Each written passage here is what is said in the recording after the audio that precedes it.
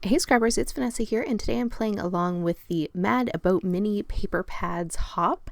And so there's a whole group of us that are putting layouts together using primarily our smaller paper.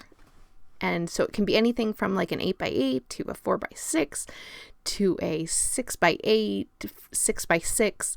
In my case, I am using the Go Now Go collection from Chamel, so that's a 6x6 paper pad.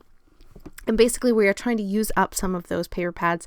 If you're anything like me, you have a ton of them. I have collected a ton over the years and I don't seem to reach for them as much as I should. So this hop goes on every month, and I've participated in one back at the beginning of the year, and so I'm finally getting back to a second layout.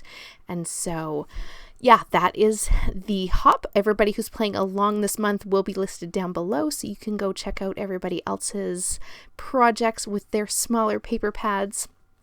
To start my layout, I am going to use a piece of white cardstock. I have a stencil there that was from Scrapping Reflections, I believe, and I used some tumbled glass, I think, Distress Oxide, and then I have some Faded Jeans Distress Stain or ink, I think, to do some splatters.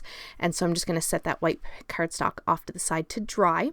Now here is where I did cut out a little bit on the video. I didn't realize that I wasn't filming, but I went and pulled from the paper pad two papers to back my photos. So my photos are backed with two different patterns for each of the photos, and then I took this yellow pattern paper and this floral and then this other sort of travel tag or travel stamp piece of pattern paper, and those are going to be for my background.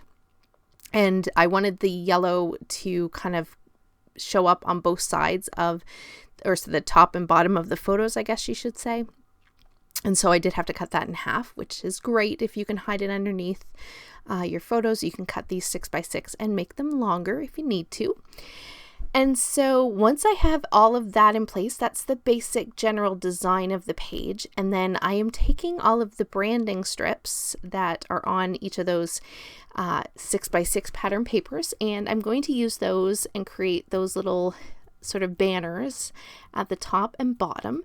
Just again, I wanted to use up every single piece of those 6x6 papers.